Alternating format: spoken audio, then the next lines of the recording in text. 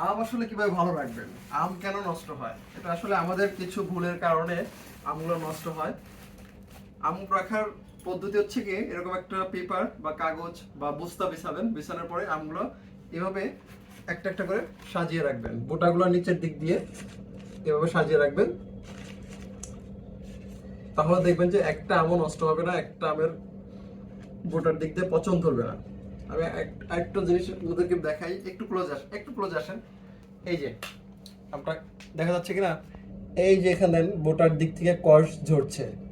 এই কষটা যখন আমগুলো যখন এভাবে থাকবে, এই কষটা আসলে এখান থেকে এই চারপাশ দিয়ে ছড়াতে থাকে। ছড়ানোর পরে এটা যেহেতু কষটা যেহেতু অনেক কি বলে আঠাযুক্ত, এই আঠার কারণে এই বোটার দিক থেকে আস্তে আস্তে আমগুলো পচন ধরে।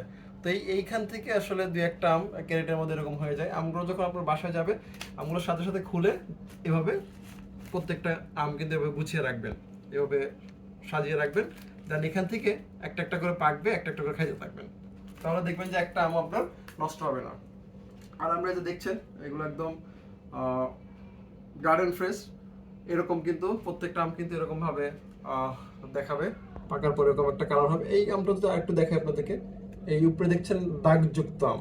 তো এই দাগযুক্ত আমটাই একটু ভিতরটা দেখেন, মাশাআল্লাহ, একদম প্রাকৃতিক রসগোল্লা যে আমরা বলি না, এই জন্যই বলি ভিতরটা কিন্তু একদম প্রাকৃতিক রসগোল্লা। তো এরকম গার্ডেন ফ্রেশ আম পাবেন বনিদি পণ্যে, এবং সারা বাংলাদেশে 1 টাকা অগ্রিম পেমেন্ট ছাড়াই কিন্তু ক্যাশ অন ডেলিভারিতে অর্ডার করতে পারছেন। তো সকলে ভালো খান, সুস্থ থাকুন, বনিদি পণ্যের সাথে থাকুন। আল্লাহ হাফেজ।